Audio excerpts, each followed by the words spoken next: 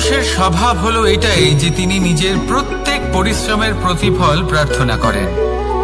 বেশিরভাগ সময় এই ফলাফলের চিন্তা করতে করতে, কল্পনা করতে করতে উনি কর্ম করতে থাকেন যে আমি এই কাজটা করলে এই ফল পাবো। সেই সব কল্পনা করতে থাকেন যা না তার হাতে আছে, না আছে অধিকার, আর না আছে নিয়ন্ত্রণ। উনি শুধু নিজের কর্ম করতে পারেন। উনি কি ফল পাবেন তা তার হাতে কখনোই নেই। তাই আপনিও শুধুমাত্র কর্ম করতে থাকুন, ফলের চিন্তা করবেন না। মনে রাখবেন, শিকড় এবং শাখা যেভাবে একে অপরের সাথে জড়িয়ে, সেইভাবেই একে অপরের সাথে জড়িয়ে কর্ম এবং ফল। যেরকম কর্ম আপনি করবেন সেরকম ফল আপনি অবশ্যই পাবেন। তাই এই ফলের আশায় কর্মের সময় কখনোই নষ্ট করবেন না, কারণ যে ব্যক্তি সময় নষ্ট করেন, সময় সেই ব্যক্তিকে অবশ্যই নষ্ট করে দেয়। কর্ম করুন নিঃস্বার্থভাবে, ফলের চিন্তা করবেন না, আর আমার সাথে ভালোবেসে বলুন রাধা রাধা। কর্ম এবং ফল দেখতে গেলে এই সমস্ত ব্রহ্মাণ্ড এই দুইয়ের মাঝেই স্থির হয়ে আছে। মানুষজন কর্ম করেন ভালো ফল লাভের আশায়, আর ভালো ফল লাভের আশায় উনি এটাই ভুলে যান যে উনি যে কর্ম করছেন তা কি করছেন। আমি বলেছিলাম কর্ম করুন ফলের চিন্তা না করে, কিন্তু কি কর্ম করছেন সেই বিষয়ে ভাবাটাও অত্যন্ত আবশ্যক। নয়তো অনেক সময় আমরা এমন কর্ম করে ফেলি যা না চাইতেও বিষে পরিণত হয়, যা হয়েছে দুঃশাসনের সাথে, দুর্যোধনের সাথে, গুরু দ্রোণের সাথে। একজনের মানসিকতা উচিত ছিল না, একজনের বিবেক উচিত ছিল না, আরেকজন যে পক্ষ নির্বাচন করেছিলেন সেই পক্ষ উচিত ছিল না। আর যা কিছু ওনাদের সাথে হলো, আপনার, আমার, আমাদের সকলের সাথে তা হতে পারে। আমি বলেছিলাম কর্ম করুন, ফলের চিন্তা করবেন না, কিন্তু এই কর্মের বিষয়ে বিচার করে দেখাটাও ততটাই আবশ্যক। দেখুন, কর্ম করার উচিত প্রক্রিয়া ফলের চিন্তা না করা, কিন্তু যদি আপনার কর্ম শুভ হয় তাহলে তার ফল ও নিয়তি আপনাকেই দেবে। সর্বদা কর্ম করার সময় এটা ভাবুন যে আপনার এই কর্ম এই সংসারকে, এই সমাজকে, আপনার পরিবারকে, আপনার আশেপাশের মানুষজনকে কোন দিশায় নিয়ে যাবে। যদি এটা সবার জন্য মঙ্গলময় হয় তাহলে কর্ম করতে থাকুন। আর হ্যাঁ, নিশ্চিত রূপে ফলের চিন্তা করবেন না। আসুন আমার সাথে ভালোবেসে বলুন রাধা রাধা। বটবৃক্ষের বীজ সর্ষের দানার থেকেও ছোট হয়, কিন্তু যখন তা নিজের রূপ ধারণ করে তখন তা বিশাল বৃক্ষের আকার ধারণ করে, যা সহস্র বছর ধরে বেঁচে থাকে, ছায়া প্রদান করে, পাখিদের আশ্রয় প্রদান করে, আর দেয় পথচারীদের বিশ্রাম করার স্থান। কেন? কারণ সেই ছোট বীজ তা মাটির ভেতরে গিয়ে নিজের খোলস ত্যাগ করে। অন্ধকারে থাকে সে, যতই আলো আসুক না কেন, যতই বর্ষা আসুক না কেন, সব সহ্য করে। আর তারপরে একটা চারা গাছ অঙ্কুরিত হয়, তারপর ধীর গতিতে একটা বিশাল বৃক্ষতে পরিণত হয়। দেখুন, জীবনে কঠিন সময় আসে, এই জন্য নয় যে আপনি হার মেনে নেবেন, এই জন্য আসে যাতে আপনি ভবিষ্যৎ নির্মাণের জন্য নিজেকে তৈরি করতে পারেন। যদি কঠিন সময়ে আপনি ওই বীজের মতো দৃঢ় হয়ে থাকতে পারেন, তাহলে আপনিও একদিন সেই বিশাল বৃক্ষের মতো নিজের অস্তিত্ব গড়ে তুলতে পারবেন, যা সহস্র বছর পর্যন্ত মনে রাখা হবে। আসুন আমার সাথে ভালোবেসে বলুন রাধা রাধা। এই ব্রহ্মাণ্ড কত বৃহৎ, তাই না? যার সম্মুখে এই পৃথিবীকেও একটা বিন্দুর মতো মনে হয়। আর এই পৃথিবীতে আমরা কে হই, আমাদের আকার কিরকম, আমাদের অস্তিত্বই বা কি? যখন আমরা এভাবে ভাবি তখন মনে হয় আমরা কিছুই নই। তা আমরা যখন কিছুই নই, তাহলে আমরা এত চিন্তা করি কেন? কি ভেবে ভয় পাই? কাকেই বা এত ভয় পাই? কে আমাদের মারতে পারে আর কেই বা আমাদের জন্ম দেবে? আত্মার আসলে না কখনো জন্ম হয় আর না কখনো মৃত্যু। আত্মা শুধুই শরীর বদল করে। আপনি, আমি, আমরা সকলে এই শরীর নয়, আমরা হলাম আত্মা, যা হলো পরম আত্মার পরম অঙ্গ। সেই জন্য মনে রাখবেন, বাইরের কোথাও দেখবেন না, নিজের অন্তরের গভীরে গিয়ে দেখুন, আত্মাকে উপলব্ধি করতে শিখুন। ক্লেশ, ভয়, চিন্তা, এই সব কিছুর থেকে নিজেকে দূরে রাখুন, তাহলেই উপলব্ধি করতে পারবেন পরমাত্মা কে। তাহলে আসুন আমার সাথে ভালোবেসে বলুন, রাধা রাধা। পরিবর্তন এই সংসারের শাশ্বত নিয়ম। কোনো রাজা নেই যিনি চিরকাল রাজা থাকেন, কোনো ধনী ব্যক্তি নেই যিনি চিরকাল ধনী থাকবেন। এই সংসারে সূর্যের স্থান নেওয়ার জন্য চন্দ্রিমার আগমন ঘটে। কোন স্থান যাকে পতিত বলা হয়েছিল সেখানে মহল তৈরি হয়েছে। কোন স্থান যাকে আজ মলিন বলা হয়েছে কাল সেখানে মন্দিরও স্থাপন হতে পারে। কোন ঋতু চিরকালের জন্য থাকে না, কখনো সময় চিরকাল একরকম থাকে না। আজ যে আপনার কাছে রয়েছে কাল অন্য কারোর ছিল। আজ যে আপনার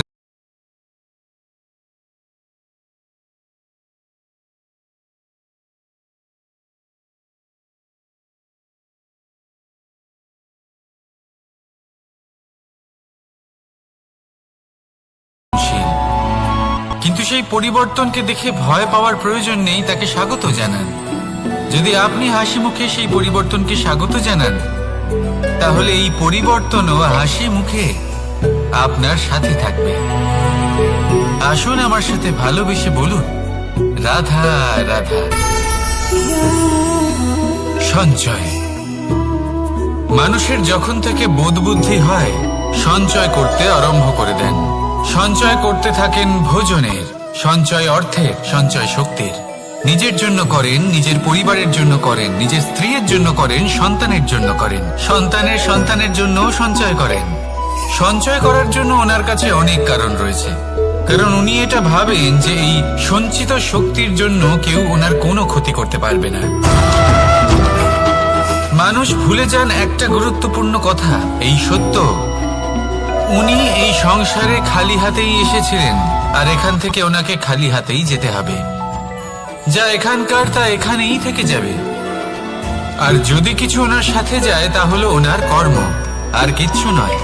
তাই যদি কিছু অর্জন করতে চান তাহলে শুভ কর্ম অর্জন করুন, আত্মশক্তি অর্জন করুন, কারণ পরলোকে এটাই হবে আপনার সম্পত্তি।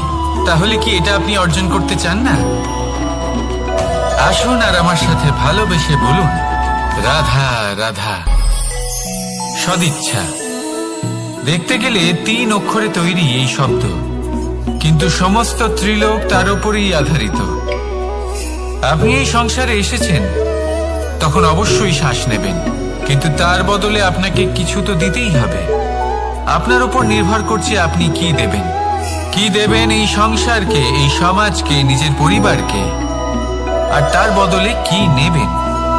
যশ নাকি অপযশ?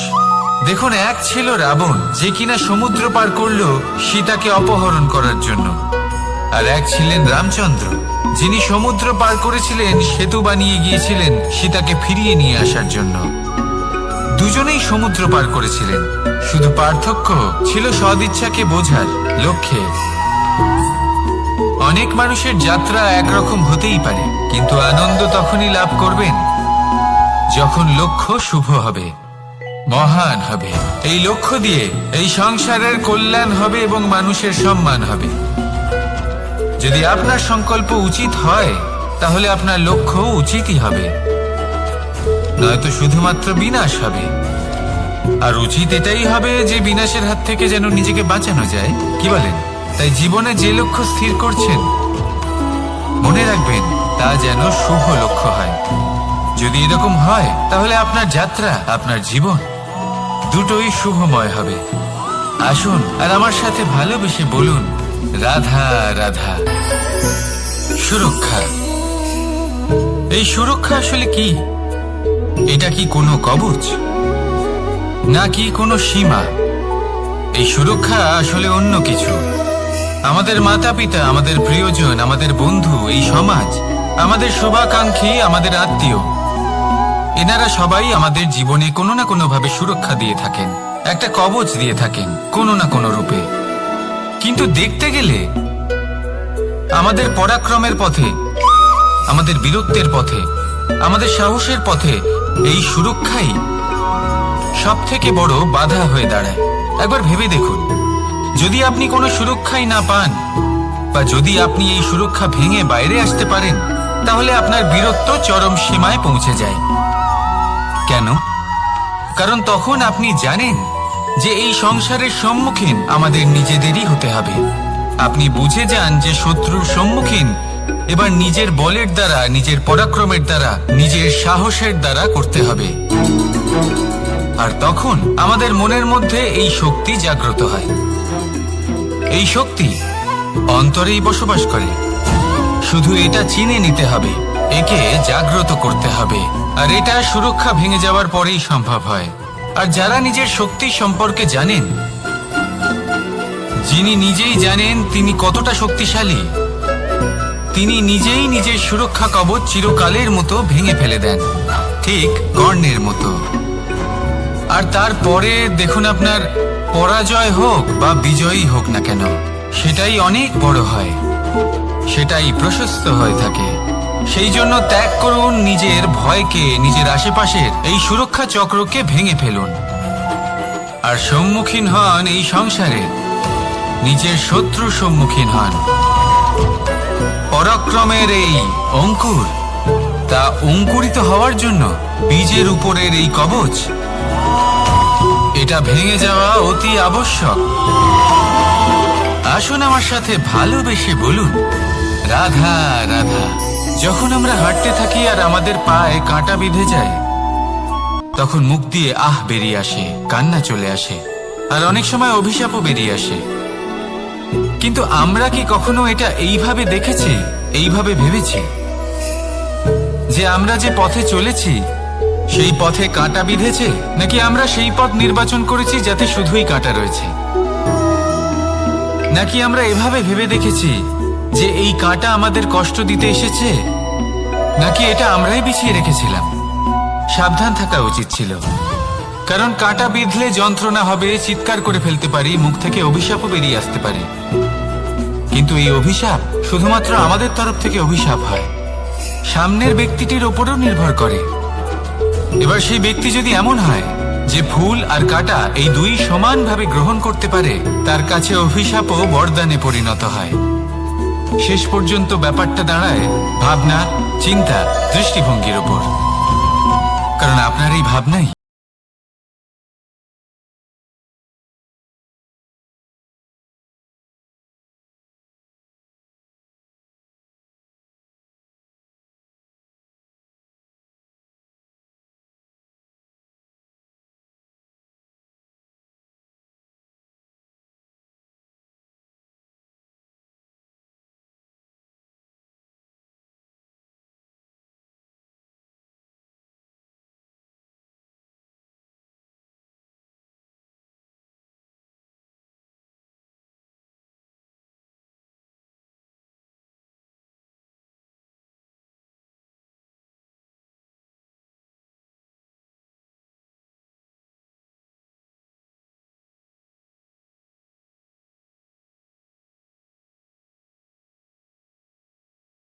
সরল রেখা তো কখনোই নয়। সময় হলো একটা চক্র, যেখানে এর আদি সেখানেই হলো এর অন্ত, আর যেখানে তা শেষ হয় সেখান থেকেই তার শুরু হয়। এই সময় একটা অত্যন্ত বিচিত্র চিন্তা, বিচিত্র ভাবনা, একটা বিচিত্র বস্তু যা কেউ বুঝতে পারেন না। এই সময়ের লীলা, এর কোনো প্রমাণ নেই, কোনো জ্ঞান নেই, কোনো পরিমাপ নেই। শুধু এটুকু আমরা জানতে পারি, যেখানে শেষ হবে সেখান থেকে একটা নতুন সূচনাও হবে। যা আজ আপনার কাছে আছে, কাল অন্য কারোর কাছে যাবে, তারপরে তার কাছ থেকেও অন্য কারোর কাছে যাবে, তারপরে তার থেকেও ছিনিয়ে নেওয়া হবে। এই নিয়তির একজনের কাছ থেকে অন্যজনের কাছে আদান প্রদানের এই সময় হলো আপনার সময়। এই সময়ের সদ্ব্যবহার করুন, এই সময়কে বাঁচুন। আপনাকে শুধু এটাই সুনিশ্চিত করতে হবে যে আপনি কোন পক্ষে আছেন। আর সত্যি বলতে কি, আপনার জীবনের পরিণাম নির্ভর করে আপনার নির্বাচনের ওপর। আপনি কোন পক্ষ নির্বাচন করছেন। তাহলে মনে রাখবেন, জীবনে সেই পক্ষই নির্বাচন করবেন যা চয়ন করার পরে আপনি সুখ অনুভব করবেন, আপনি সন্তোষ লাভ করবেন, প্রসন্নতা লাভ করবেন। আর আমি এটাই সুনিশ্চিত করব যে এই পক্ষ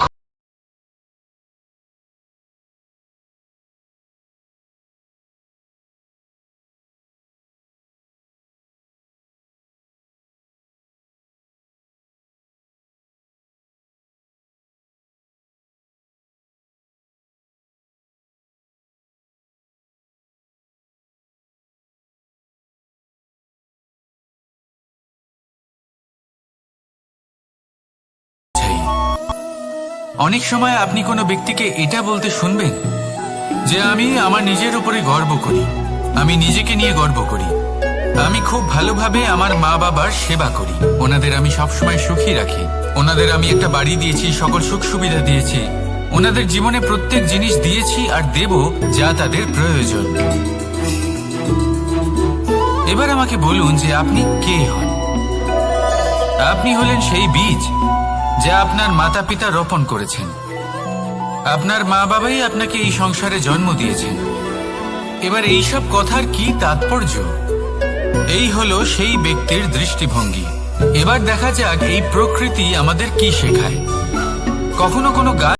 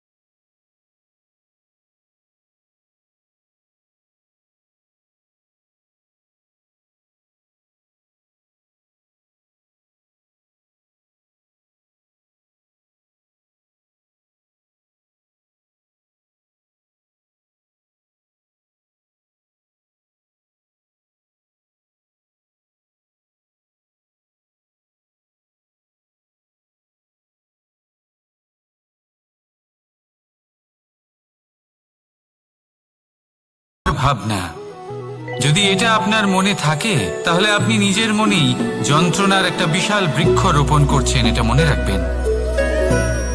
কারণ কাউকে দুঃখ দেবার এই ভাবনা, এটা হলো সেই বীজ যা আপনার মনেই পতিত হবে, আপনার মনেই অঙ্কুরিত হবে, আর আপনার মনেই একটা বিশাল বৃক্ষরূপে বেড়ে উঠবে। জীবন আপনার, কর্ম আপনার, কাউকে দুঃখ দেবার ভাবনা আপনার ছিল, এই বৃক্ষ হলো আপনার, তাই এর ফলও আপনিই পাবেন।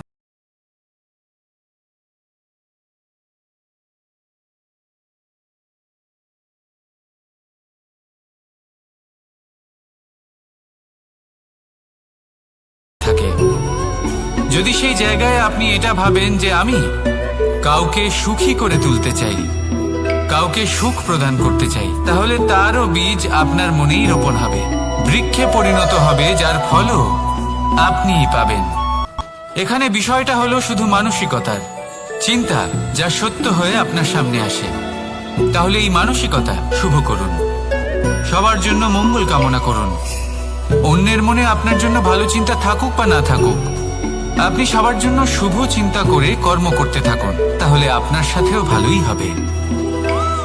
তাহলে আসুন আর আমার সাথে ভালোবেসে বলুন, রাধা রাধা। সুখ আর অভিজ্ঞতা, এই দুই জীবনে একসাথে কখনোই আসে না। মনে রাখবেন, যেখানে সুখ থাকে সেখানে অভিজ্ঞতা থাকে না। আর যখন এই সুখ আমাদের জীবন থেকে দূরে চলে যায়, তখন আমাদের জীবনে আসে এই অভিজ্ঞতা। পরমাত্মা, প্রকৃতি, নিয়তি এই অভিজ্ঞতাকে আমাদের জীবনে পাঠান, যাতে আমরা একটা অত্যন্ত গুরুত্বপূর্ণ শিক্ষা, একটা জ্ঞান প্রাপ্ত করতে পারি। এই অভিজ্ঞতা আমাদের শেখায় যে অতীতে এমন কি হয়েছিল যা আমাদের করা উচিত হয়নি।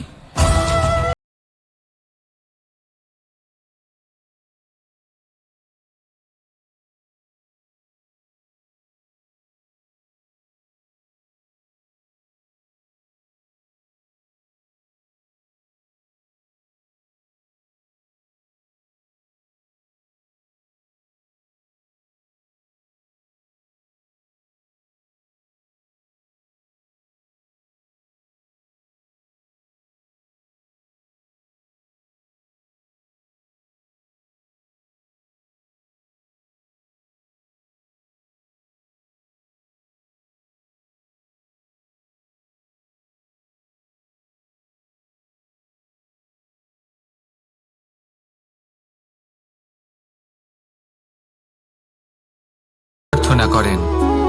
বেশিরভাগ সময় এই ফলাফলের চিন্তা করতে করতে, কল্পনা করতে করতে উনি কর্ম করতে থাকেন যে আমি এই কাজটা করলে এই ফল পাবো। সেই সব কল্পনা করতে থাকেন যা না তার হাতে আছে, না আছে অধিকার আর না আছে নিয়ন্ত্রণ। উনি শুধু নিজের কর্ম করতে পারেন। উনি কি ফল পাবেন তা তার হাতে কখনোই নেই। তাই আপনিও শুধুমাত্র কর্ম করতে থাকুন, ফলের চিন্তা করবেন না। মনে রাখবেন, শিকড় এবং শাখা যেভাবে একে অপরের সাথে জড়িয়ে, সেইভাবেই একে অপরের সাথে জড়িয়ে কর্ম এবং ফল। যেরকম কর্ম আপনি করবেন সেরকম ফল আপনি অবশ্যই পাবেন। তাই এই ফলের আশায় কর্মের সময় কখনোই নষ্ট করবেন না, কারণ যে ব্যক্তি সময় নষ্ট করেন, সময় সেই ব্যক্তিকে অবশ্যই নষ্ট করে দেয়। কর্ম করুন নিঃস্বার্থভাবে, ফলের চিন্তা করবেন না, আর আমার সাথে ভালোবেসে বলুন রাধা রাধা। কর্ম এবং ফল। দেখতে গেলে এই সমস্ত ব্রহ্মাণ্ড এই দুইয়ের মাঝেই স্থির হয়ে আছে। মানুষজন কর্ম করেন ভালো ফল লাভের আশায়, আর ভালো ফল লাভের আশায় উনি এটাই ভুলে যান যে উনি যে কর্ম করছেন তা কি করছেন। আমি বলেছিলাম কর্ম করুন ফলের চিন্তা না করে, কিন্তু কি কর্ম করছেন সেই বিষয়ে ভাবাটাও অত্যন্ত আবশ্যক। নয়তো অনেক সময় আমরা এমন কর্ম করে ফেলি যা না চাইতেও বিষে পরিণত হয়, যা হয়েছে দুঃশাসনের সাথে, দুর্যোধনের সাথে, গুরু দ্রোণের সাথে। একজনের মানসিকতা উচিত ছিল না, একজনের বিবেক উচিত ছিল না, আরেকজন যে পক্ষ নির্বাচন করেছিলেন সেই পক্ষ উচিত ছিল না। আর যা কিছু ওনাদের সাথে হলো, আপনার, আমার, আমাদের সকলের সাথে তা হতে পারে। আমি বলেছিলাম কর্ম করুন, ফলের চিন্তা করবেন না, কিন্তু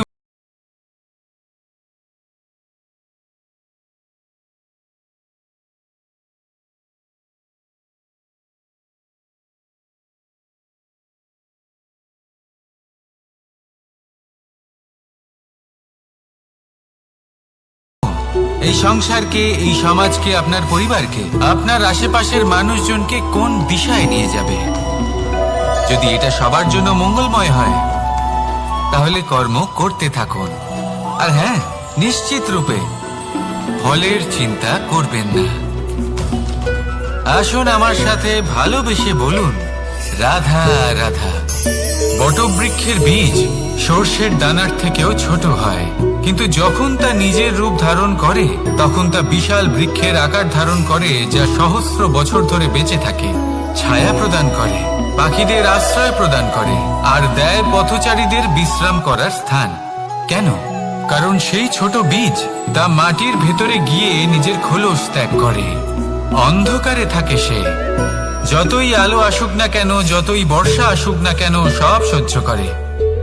আর তারপরে একটা চারা গাছ অঙ্কুরিত হয়, তারপর ধীর গতিতে একটা বিশাল বৃক্ষতে পরিণত হয়।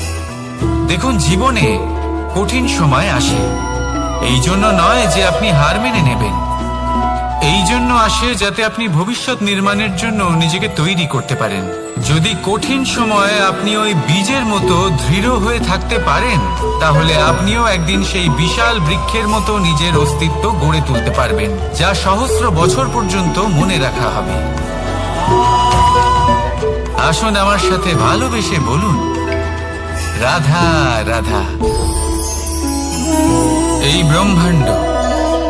ব্রহ্মাণ্ড কত বৃহৎ, তাই না? যার সম্মুখে এই পৃথিবীকেও একটা বিন্দুর মতো মনে হয়।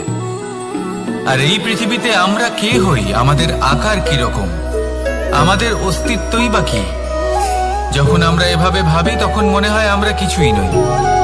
তা আমরা যখন কিছুই নই, তাহলে আমরা এত চিন্তা করি কেন? কি ভেবে ভয় পাই? কাকেই বা এত ভয় পাই? কে আমাদের মারতে পারে আর কেই বা আমাদের জন্ম দেবে? আত্মার আসলে না কখনো জন্ম হয় আর না কখনো মৃত্যু।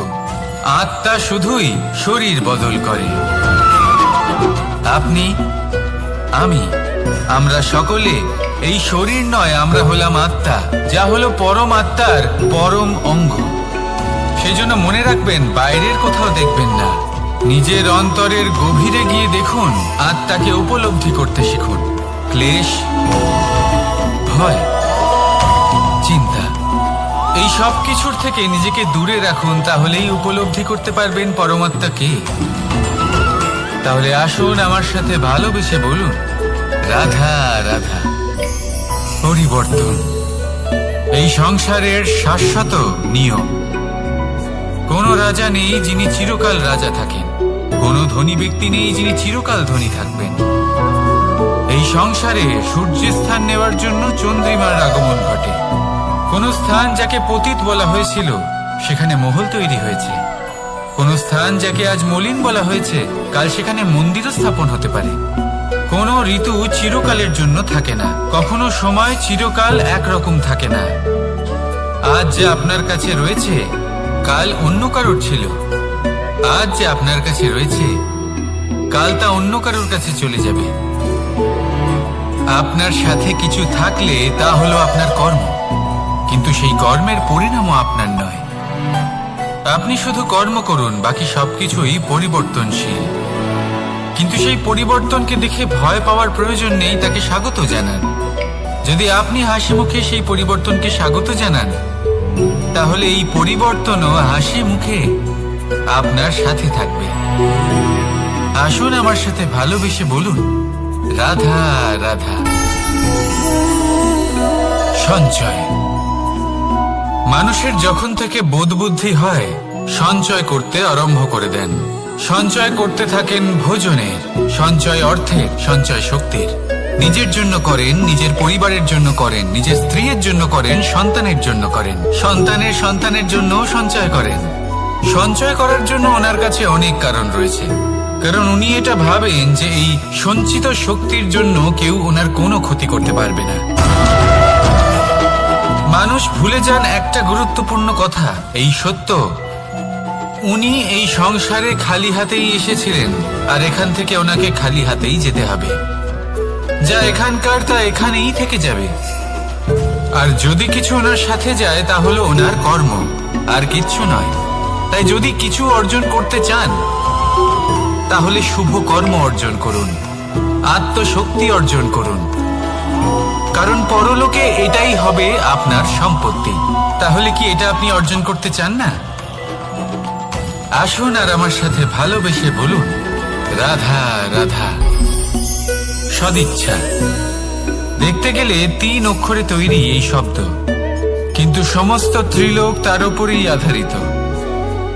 আপনি এই সংসারে এসেছেন, তখন অবশ্যই শ্বাস নেবেন, কিন্তু তার বদলে আপনাকে কিছু তো দিতেই হবে। আপনার উপর নির্ভর করছে আপনি কি দেবেন। কি দেবেন এই সংসারকে, এই সমাজকে, নিজের পরিবারকে, আর তার বদলে কি নেবেন? যশ নাকি অপযশ? দেখুন, এক ছিল রাবণ, যে কিনা সমুদ্র পার করল সীতাকে অপহরণ করার জন্য, আর এক ছিলেন রামচন্দ্র, যিনি সমুদ্র পার করেছিলেন, সেতু বানিয়ে গিয়েছিলেন সীতাকে ফিরিয়ে নিয়ে আসার জন্য। দুজনেই সমুদ্র পার করেছিলেন, শুধু পার্থক্য ছিল সদিচ্ছাকে বোঝার, লক্ষ্যের। অনেক মানুষের যাত্রা একরকম হতেই পারে, কিন্তু আনন্দ তখনই লাভ করবেন যখন লক্ষ্য শুভ হবে, মহান হবে। এই লক্ষ্য দিয়ে এই সংসারের কল্যাণ হবে এবং মানুষের সম্মান হবে। যদি আপনার সংকল্প উচিত হয় তাহলে আপনার লক্ষ্য উচিতই হবে, নয়তো শুধুমাত্র বিনাশ হবে। আর উচিত এটাই হবে যে বিনাশের হাত থেকে যেন নিজেকে বাঁচানো যায়, কি বলেন? তাই জীবনে যে লক্ষ্য স্থির করছেন মনে রাখবেন তা যেন শুভ লক্ষ্য হয়। যদি এরকম হয় তাহলে আপনার যাত্রা, আপনার জীবন দুটোই শুভময় হবে। আসুন আর আমার সাথে ভালোবেসে বলুন, রাধা রাধা। সুরক্ষা। এই সুরক্ষা আসলে কি? এটা কি কোনো কবচ নাকি কোনো সীমা? এই সুরক্ষা আসলে অন্য কিছু। আমাদের মাতা পিতা, আমাদের প্রিয়জন, আমাদের বন্ধু, এই সমাজ, আমাদের শুভাকাঙ্ক্ষী, আমাদের আত্মীয়, এনারা সবাই আমাদের জীবনে কোনো না কোনো ভাবে সুরক্ষা দিয়ে থাকেন, একটা কবচ দিয়ে থাকেন কোনো না কোনো রূপে। কিন্তু দেখতে গেলে আমাদের পরাক্রমের পথে, আমাদের বীরত্বের পথে আমাদের সাহসের পথে এই সুরক্ষাই সব থেকে বড় বাধা হয়ে দাঁড়ায়। একবার ভেবে দেখুন, যদি আপনি কোনো সুরক্ষাই না পান, বা যদি আপনি এই সুরক্ষা ভেঙে বাইরে আসতে পারেন, তাহলে আপনার বীরত্ব চরম সীমায় পৌঁছে যায়। কেন? কারণ তখন আপনি জানেন যে এই সংসারের সম্মুখীন আমাদের নিজেদেরই হতে হবে। আপনি বুঝে যান যে শত্রুর সম্মুখীন এবার নিজের বলের দ্বারা, নিজের পরাক্রমের দ্বারা, নিজের সাহসের দ্বারা করতে হবে। আর তখন আমাদের মনের মধ্যে এই শক্তি জাগ্রত হয়। এই শক্তি অন্তরেই বসবাস করে। শুধু এটা চিনে নিতে হবে, একে জাগ্রত করতে হবে। আর এটা সুরক্ষা ভেঙে যাওয়ার পরেই সম্ভব হয়। আর যারা নিজের শক্তি সম্পর্কে জানেন, যিনি নিজেই জানেন তিনি কতটা শক্তিশালী, তিনি নিজেই নিজের সুরক্ষা কবচ চিরকালের মতো ভেঙে ফেলে দেন, ঠিক কর্ণের মতো। আর তারপরে দেখুন, আপনার পরাজয় হোক বা বিজয়ী হোক না কেন, সেটাই অনেক বড় হয়, সেটাই প্রশস্ত হয়ে থাকে। সেই জন্য ত্যাগ করুন নিজের ভয়কে, নিজের আশেপাশের এই সুরক্ষা চক্রকে ভেঙে ফেলুন। আর সম্মুখীন হন এই সংসারে, নিজের শত্রুর সম্মুখীন হন। পরাক্রমের এই অঙ্কুর, তা অঙ্কুরিত হওয়ার জন্য বীজের উপরের এই কবচ, এটা ভেঙে যাওয়া অতি আবশ্যক। আসুন আমার সাথে ভালোবেসে বলুন, রাধা রাধা। যখন আমরা হাঁটতে থাকি আর আমাদের পায়ে কাঁটা বিঁধে যায়, তখন মুখ দিয়ে আহ বেরিয়ে আসে, কান্না চলে আসে, আর অনেক সময় অভিশাপও বেরিয়ে আসে। কিন্তু আমরা কি কখনো এটা এইভাবে দেখেছি, এইভাবে ভেবেছি যে আমরা যে পথে চলেছি সেই পথে কাঁটা বিঁধেছে, নাকি আমরা সেই পথ নির্বাচন করেছি যাতে শুধুই কাঁটা রয়েছে? নাকি আমরা এভাবে ভেবে দেখেছি যে এই কাঁটা আমাদের